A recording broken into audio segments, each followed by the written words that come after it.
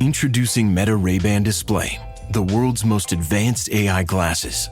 With a full color display built into the lens of the glasses, it's there when you need it and gone when you don't. Send and receive messages, translate or caption live conversations, collaborate with Meta AI, and more. Be one of the first to try Meta Ray-Ban Display. Visit meta.com/Meta Ray-Ban Display to book a demo and find your pair. I turned off news altogether. I hate to say it, but I don't trust much of anything. It's the rage bait. It feels like it's trying to divide people. If we got clear facts, maybe we could calm down a little. NBC News brings you clear reporting. Let's meet at the facts. Let's move forward from there. NBC News, reporting for America. The Rita Cosby Show on the Red Apple Podcast Network. Breaking news. And tonight on the Rita Cosby Show, problems because of the government shutdown. The Democrats causing now major issues throughout this country because they won't agree to the clean package that they passed many times before.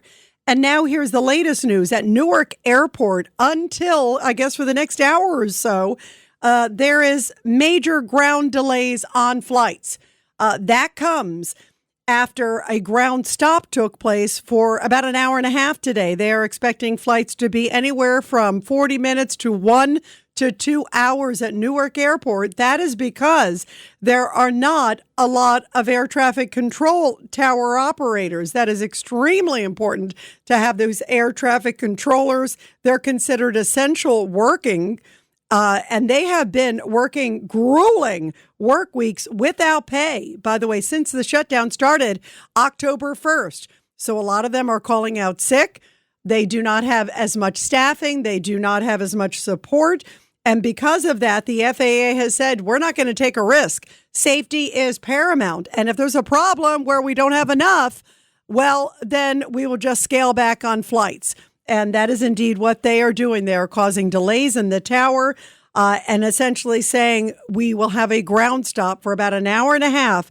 And now delays going on at Newark Airport at least for one more hour. Obviously, check your local airports, everybody, all over the country, because this could be affecting a lot of them. And meantime, there are new numbers about early voting in New York. Now it's about 372,000 people have voted in the last few days since early voting started on Saturday.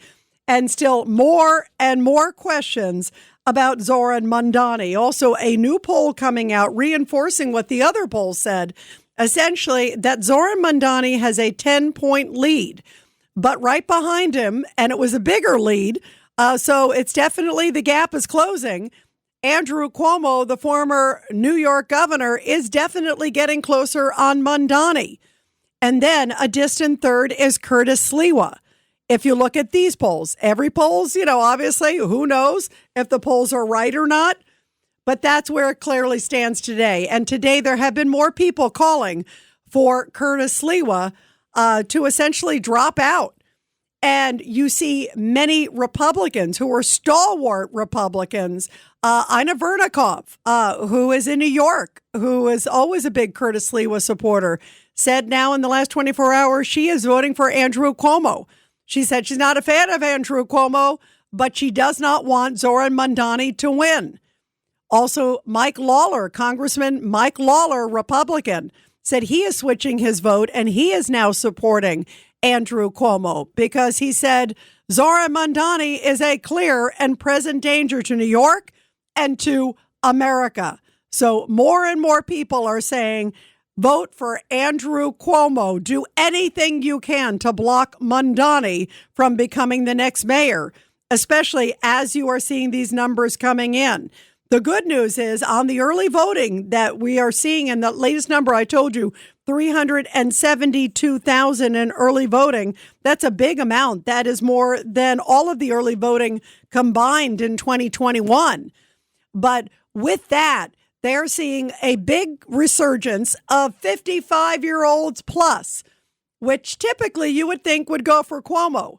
So that is also good news for those of you who are concerned, like I am, about Zohran Mamdani. There is no doubt.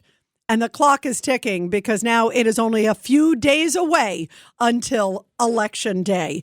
1-800-848-9222. 1-800-848-9222. I've spent today talking to a lot of political strategists, and most of them are saying that it is all now on the ground game. It is getting the numbers out to vote. And if Andrew Cuomo can get a significant amount of people coming out to vote, then he could potentially surpass Zohran Mamdani.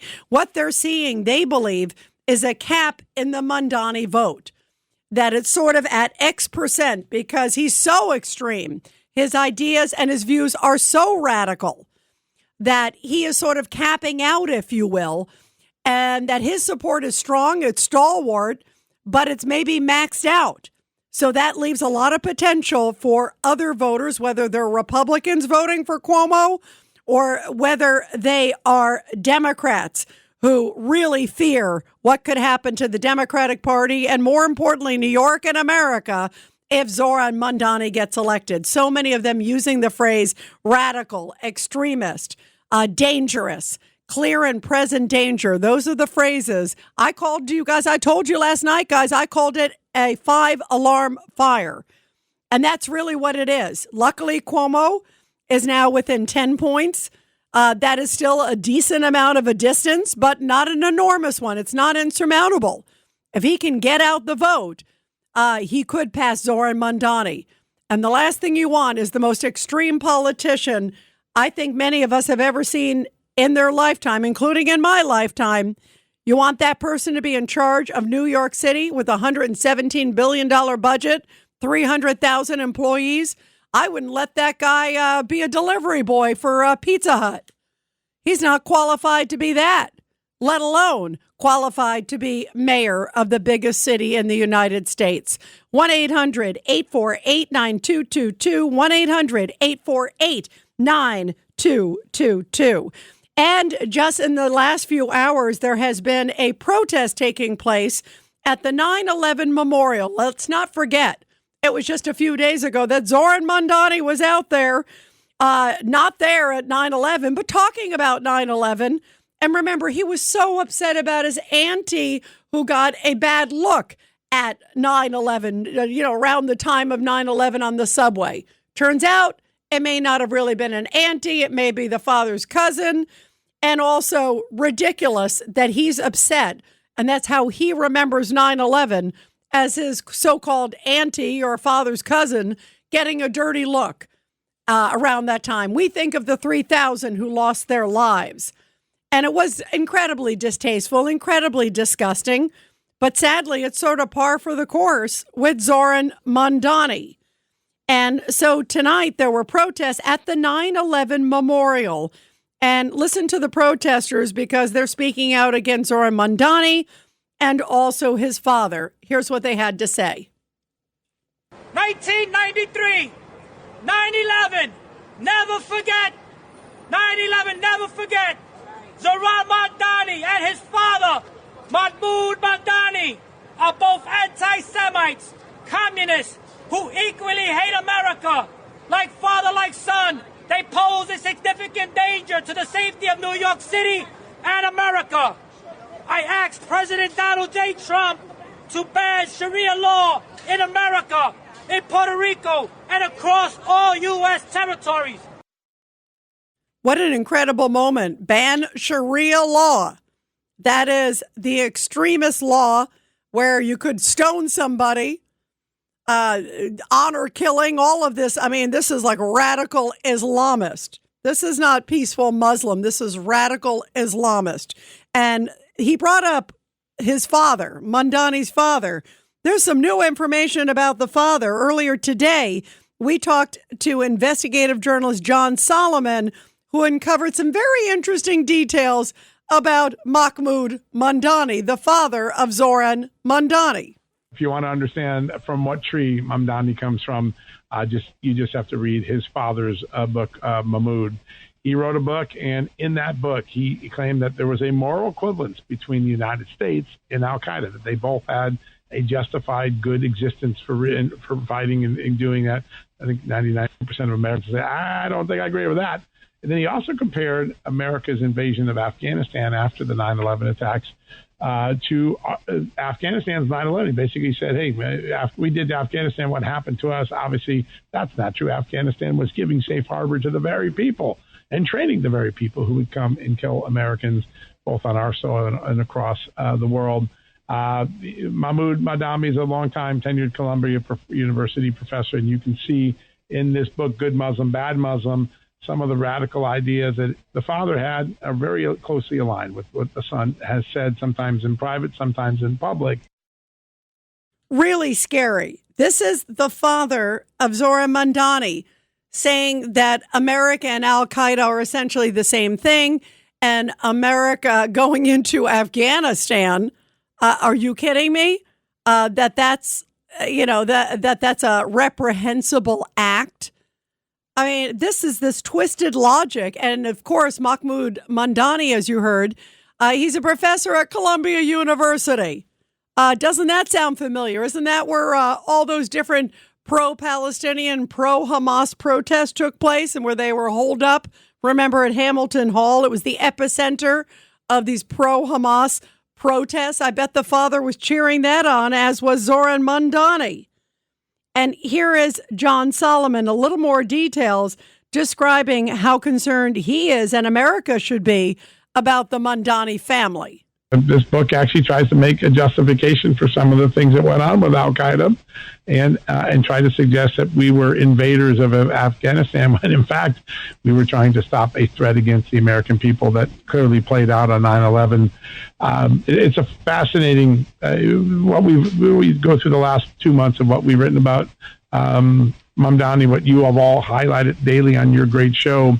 There has never been a political leader in America that holds these beliefs, hold these alliances, hangs out with people that most politicians would not even come close to under the American system of jurisprudence. This is a family and a candidate who is unlike anything America has ever seen before. Unlike anything or anyone that America has ever seen before. Let's go to your calls, guys. 1-800-848-9222. 1-800-848-9222. Let's go to Donna in Brooklyn on line 1. Go ahead, Donna. Your thoughts tonight. Good evening. This is first opportunity to speak with you. You are so stunning and vibrant. You have this whole worldview that is really because of your experience and your knowledge of history. It's really refreshing, you know. Thank you, Donna. Thank you so much. Yes. Thank you. And you know what, Donna? That's why I love this country. I love this country. Yes. You are very inspiring, and I have a similar history with you. Europeans that struggled really hard, and you're very inspiring. But I would like to say that this Mamdani, if he gets in, he wants to create a theocracy or a theocratic mindset. He shames us. You realize his speeches are all about shaming us. Oh, I'm going to show you what's going on. But, and we don't know, but he's the child that knows best. It's like a pancake upside down, He's a child compared to, Cuomo knows more. Curtis Lewin knows more. I mean, all these people running have experience. This guy was, 7 years old with 9/11? What was he? Yeah, he is now 34. So, by the way, next year is going to be the 25th anniversary, Donna. And I'm glad you're talking about this because this is something I think every voter out there needs to think about. And everybody, we have listeners all over the country on this great show. If you have friends or relatives that are in New York City, I encourage you to call them because have them just ask them this one question. On 9/11, the 25th anniversary, which will be next year, September 1st, of course, on September 11th, next year, it was in 2001, of course, where it happened. So it will be the 25th anniversary next year, Donna, on 9/11. Would you want a Mamdani to be the mayor on the 25th anniversary of 9/11? What a disgrace that would be to this great community and to the legacy of those 3,000 people who died. You've got a father of this guy who's like apologizing. The father also was talking about how suicide bombers were misunderstood. And then you just heard those comments from John Solomon, the father, writing, how America and al-Qaeda, of course, which was behind the 9/11 attacks, all the different, Mohammed Atta and all those others, members of al-Qaeda spearheaded by, Osama bin Laden and all those people. How frightening. I mean, it's disgraceful. And I can't believe we're at this moment in history. And Donna, with your background, as you just talked about with Eastern European, when you have a background where your family has fought for freedom and dealt with repressive regimes, to have, like you just said, this guy, 34, he just turned 34 last weekend, scolding you. And he's also saying that, the fight is yet begun. We're not going to sit down anymore. We're going to be quiet. We're not going to take that anymore. We're going to rise up. I mean, that's what he said the other day. So this is a nightmare. An absolute nightmare. Donna, thank you. You are such a sweetheart, and pray for New York. And Donna, tell everybody you're in Brooklyn. Tell everybody to get out and vote. And do not vote for Mamdani. Do not vote. Right now, if you look at the polls, it is clear Andrew Cuomo has the best chance. There is no doubt about it. So let's pray he can beat Mamdani. That is the bottom line, guys. 1-800-848-9222, 1-800-848-9222. And we'll continue your calls after the break here on The Rita Cosby Show. The Rita Cosby Show on the Red Apple Podcast Network.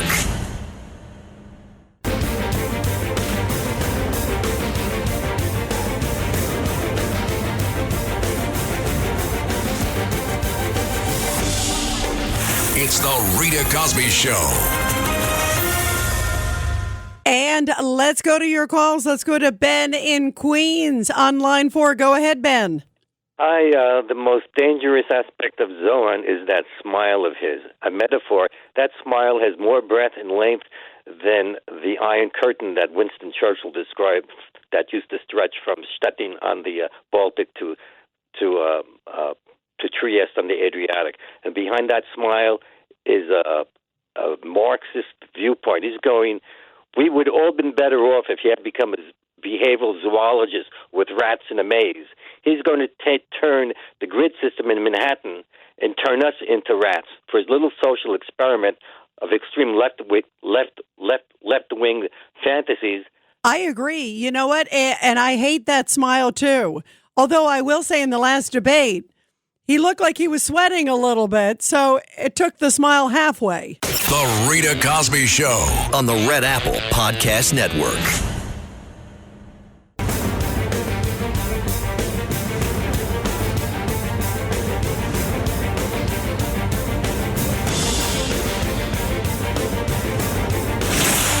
Rita Cosby is on. The Rita Cosby Show presents Back the Blue. And this Back the Blue segment coming from Georgia, where police officers were recognized for their swift actions, and they are receiving life-saving awards. The two quick-thinking officers saved the life of a man at the University of Georgia football game at Sanford Stadium in Athens, Georgia. The incident unfolded when the officers had just completed working on extra duty details, and they were headed to the parking lot when they noticed a man in severe distress. The officers rushed over, and while recognizing that the man was having trouble breathing and was indeed in cardiac arrest, they administered CPR to the man and immediately called in EMS, Emergency Medical Services. Thankfully, given the officer's very fast response actions, the man was conscious and incredibly awake and alert when paramedics arrived to take him to the hospital. He is expected to make a full recovery thanks to those two fast-acting officers there at the University of Georgia. And bravo to them, and of course, all of our great men and women in blue. We love you and we appreciate you here on the Rita Cosby Show. By the way, this is so horrible. I just saw this story about a woman who was screaming, "Blank these cops," after she purposely ran down a police officer, breaking his leg with her car. And get this, she got 2 years behind bars. She admitted to intentionally plowing over an NYPD cop, driving high into oncoming traffic. And this happened in January of last year. And here she is intending, what if she had killed the guy? Sure looks like intentional homicide, like she was planning it. Attempted murder. Why is it not attempted murder? But yet, a soft on crime judge gave this woman, 25-year-old woman, 2 years behind bars. No big deal, not to worry, just because the cop had a broken leg and almost got killed. You seem like a nice person. Let's give you 2 years. If you think that's bad, welcome to New York if Zohran Mamdani becomes the mayor. He's already said, we're going to have to look at jails. Maybe we won't do prisons or jails. Under his procedure, I guess she wouldn't get any time. This is really dangerous and really, really crazy stuff. And in fact, just recently, we're getting more and more audio tape of Zohran Mamdani. And here's a comment he made not that long ago where he talks about how prisons really don't make us safer. Boy, that sounds like a really smart comment. I'm being facetious. Here's Zohran Mamdani in his own words. The way that prisons are set up in our society, I would argue that they do not work. They do not make us safer. The instinct is to just take that person, the source of that harm, the source of that issue, and then just throw them away. Put them in a cage and throw away the key. And that doesn't address the reason why that harm was created in the first place. A lot of times, people who create trauma for others are those who themselves went through trauma earlier in their own lives. Right. And I bring all of this up to say that, you know, again, like when we talk about policing, I don't think the system actually makes us safer. I think what it does is it just removes problems out of view. Like getting them off the streets? This guy is nuts. I mean, he really is. The fact that he is sitting there saying, they don't really make you safer. If you have somebody, especially who's a repeat offender or somebody who's just a danger to society, getting them off the streets, that's an enormous, enormous success. But I guess in his mind, you heard what he just said, you know, it doesn't solve why they got there. I don't really care why they got there. If they're doing something terrible to somebody else, they should be off the streets. They should be serving time. They should be punished. And he seems to want to bring a psychologist in as opposed to putting these people behind bars. So I guess he feels like if somebody's a repeat offender, we're supposed to feel sorry for that individual and have them back out on the streets and give them not only the 5th chance, let's give them a 500th chance. That is Zohran Mamdani's America. And that's the platform, guys, of the Democratic Socialists of America. They do not believe that there should be jails. They do not believe in misdemeanors. They believe that individuals, like you just heard, that you should spend time talking to these people. Don't worry whatsoever about any of these other things. You talk to the person because let's get to the root of the problem, not try to punish them for the horrible crime. This is unbelievable. It's crazy and it's outright dangerous. There are so many problems with what he is saying. And sadly, there are a number of other politicians that will spring up. If Zohran Mamdani wins next Tuesday in New York, you will see a floodgate of mini Mamdanis across this country.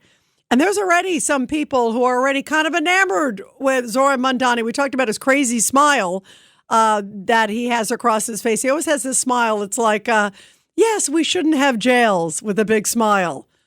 Like you look at it and you go, are you kidding me? Like, is that person really off their rocker? But yet there are people that are enamored with them. There's some in the local New York media that I've heard. And when I hear them, I'm like, are you kidding me? Even during the debate, it was like he would say, well, I think I want to send a social worker versus a police officer, because an operator can tell on the phone if it's a dangerous call or not. They can't. They can try to do the best they can, and they do a great job, but they're not out there on the scene. It's so completely impractical. So he says the most ridiculous things, and then the moderators are like, oh, thank you, Mr. Mamdani. Thank you. Thank you. Thank you. That's a wonderful thing to say. And they're not alone. Jon Stewart of The Daily Show. I thought I was going to puke. Jon Stewart of The Daily Show is interviewing Zohran Mamdani because, of course, he doesn't want to do a hard interview because he would have to answer some real questions. But he goes to the hard-hitting show of The Daily Show, and I couldn't believe this. Jon Stewart equates him to Jackie Robinson, of course, the incredible baseball player who truly was a trailblazer, especially for African Americans, but for all Americans. I mean, Jackie Robinson was a rock star. And yet, Jon Stewart's equating Mamdani to him. Listen to this crazy analogy. I wish you all the best. Honestly, I think any New Yorker who looks at someone getting an opportunity, who's representing communities that have not been as represented, a Muslim, a young person, a progressive, a democratic socialist, there are so many different communities that are looking to you, and this, I hate to put it on you, as a bit of a Jackie Robinson moment. And I know that probably wields some weight, but man, oh man, what an exciting opportunity. Thank you. And I wish you the best. Thank you. First of all, Jackie Robinson, he is not. And who the heck was in the crowd clapping and saying, what a great analogy? That's like, I'd put like Bozo the Clown in there. This guy is not even experienced to be a pizza delivery boy. He just turned 34. The only thing he's got going for him is a great smile. All his policies are false, ridiculous, and many of them outright dangerous. So everybody get out and vote. And again, if you're not in New York City, call your friends and family who are in New York City and tell them to vote like their life depends on it, because the life of New York City truly does depend on it. 1-800-848-9222, 1-800-848-9222. Let's go to Judith in Brooklyn on line 4. Go ahead, Judith. Hi. Bozo. He reminds me more of Popeye's nemesis, Bruno. Do you remember him? Oh, yeah, Bruno. Yeah. Can you believe that Jon Stewart is actually Jackie Robinson? I mean, I was waiting for him to call him Nelson Mandela. Are you kidding me? Right. No, really, if you look at Bruno, okay, the caricature, it's exactly the same look as this guy, both evil. And this guy has a sinister smile, a fake sinister smile with those eyes. Are you talking Bruno or Bluto? I think there's a Bluto. Well, the nemesis, the one who always wanted to harm olive oil. She used to call Popeye's face. Remember that one? Oh, yes. Yeah, anyway. Yeah. By the way, that's a good one. I wish, but the thing is, I wish it was as crazy as cartoons. It almost is, except it's real life for us. Well, you know what? He was bad and this one's bad. But I want to tell you something, Rita. I'm thinking to myself, so much to think about. I want to tell you something. Think about this. Remember after 9/11, after these 19 hijackers, these terrorists, whatever, and they did the horrific suicide, murder of people, including Muslims. They didn't care. They sacrificed anybody for their cause. Do you remember what they wanted to do? I'll tell you. They wanted to put a mosque there. Do you remember the outrage? Yes, that's right. And people were fighting it tooth and nail. And Bloomberg was ready to have it, no problem. He has some sort of a sensitivity chip missing. And people were fighting it tooth and nail, I remember this, because how in the world, the brazenness of putting a mosque like this is 2 middle fingers in your face? Well, guess what? I kind of feel, for some odd reason, that this guy, Mamdani, is like a walking, talking mosque. Like, what are we doing? Right. By the way, he'll probably want one down there in Ground Zero, right? But mayor of New York City? He's now going to be the mayor of New York City, this guy? Hopefully not, Judith. Judith, let me ask you a question, because it is a few days away still. Yes, he does have the lead. But he is within striking distance. Andrew Cuomo is, at least, if you look at the polls. And today I was watching, I think it was Tomi Lahren on Fox. And Tomi Lahren is a diehard Republican, and very patriotic woman. And I don't know Tomi. I know many of them. Of course, I worked at Fox for many years. I know a lot of them. I don't know Tomi, but she looks like a great person, and definitely a patriotic person. She said, I'm going to now vote for Cuomo. She said, because this guy, Mamdani, is so dangerous, and he is the only person she believes, Cuomo now, that can beat him. So let me ask you, have you told everybody you know to get out and vote? We know 372,000 New Yorkers have voted. Tell me, have you done it? And do you know everybody you know that has voted too? I can tell you that I'm speaking to people, and they don't want to publicize it, but they're all changing. They were for Curtis, but they're all changing now for Cuomo. Absolutely. And that's what Tomi Lahren said too. She said that she was a Cuomo a Curtis supporter. She was like a diehard Curtis supporter, but she just came out and said she has to vote for Cuomo. She said, I'm not a fan of Cuomo, but I have to stop Mamdani. Rita, I got to tell you something. Honestly, I've got to say this. I mean, there are people out there, I understand them, and they're very emotional. This is a very high-strung, emotional kind of race. It's not a normal race, as we discussed, for sure. And under normal circumstances, yes, Curtis is great and whatever, but, consistently, he has not moved up the needle. And so at some given point, you've got to tell yourself, listen, you want the guy that's going to beat Mamdani. This is not a normal race. This is not a joke. This is like a fight for the soul of America. And New York is the epicenter, if you want to know, and the symbolism and everything.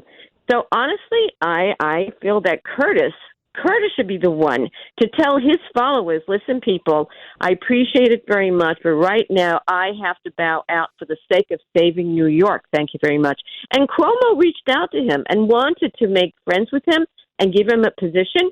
It's Curtis that is stubborn like anything, taking everything personally, and I personally feel that Curtis is wrong with this. He's absolutely wrong. He should not take it personally, because right now things change, things move. It's not Cuomo, Adams, and Sliwa. It's this monstrosity, okay? Exactly. The risks are too great. And by the way, I was curious to see, maybe during one of the debates, would there be some verbal knockout punch that could change the shape of the race? And that's for everybody. I'm a big believer in giving everybody a shot and seeing where it went, if there was some big knockout by Cuomo, if there was a big knockout by Curtis. I felt in the last debate that Cuomo did a really, really good job and was very strong. And Curtis didn't do anything to move the dial. He has stayed consistent. So he had a chance to move the dial. He did not move the dial. And that's even at the 11th hour. But now it's even well beyond it. And a lot of people have already voted, too. I mean, there's a lot of people, close to 400,000 people who have already voted. And it doesn't seem like Curtis is budging at this point. And right now, again, many people have already voted. They can't change their votes. And he seems more focused on Cuomo than Mamdani. I mean, let's face it. Mamdani, just like you said, Mamdani is the clear and present danger. This is not a normal election. If it was, you say, hey, everybody, good luck. And whoever, everybody try your best shot and whatever. But Curtis did try his best shot. And here we are at the 11th hour and we're in crisis. And Cuomo is within striking distance. And yet I don't see Curtis budging at this point. And hopefully Cuomo can get enough people out at this moment. It's all canvassing. It's all getting out the vote, knocking on doors, getting staff. They all have a decent amount of money. They got matching funds. But now it's a ground game. Now that's what happened with Mamdani, by the way, Judith. Early on, Mamdani, nobody saw him coming. Remember, he totally, when he beat Cuomo in the primary, he outworked him, not necessarily him, but his team did. And his team suddenly had all this money, remember, too, which is a lot of questions of where that came from. But he came out of nowhere and was like knocking on doors and getting these people out to vote. And that is really what happens right now. That is the key. And I do think there is a chance for Cuomo to beat him. I don't believe Curtis has a chance right now. Looking at the numbers, I don't see it because there's too many polls that look the same. And he didn't deliver a knockout punch. He was too focused on bringing down Cuomo and didn't barely spend any time on Mamdani. The priorities are wrong. And that's not good news for New York. And you're right. This is an existential threat to New York and to America. This is not a normal election. And this is where people at a certain point need to say, I need to do what's good for the city, for the country, because this person is an outright danger. You have somebody who I believe is a terrorist sympathizer. This person should never see a Gracie Mansion in New York, let alone see any, mayorship in this country. And he will start a trend across this country that may be irreversible. He may cause damage to New York that's irreversible. And it's a shame that Curtis did not drop out and consolidate the vote for the good of New York. And that's a real travesty. We'll see where this goes, Judith. Pray, pray, pray. 1-800-848-9222. We'll continue your calls after the break. The Rita Cosby Show on the Red Apple Podcast Network.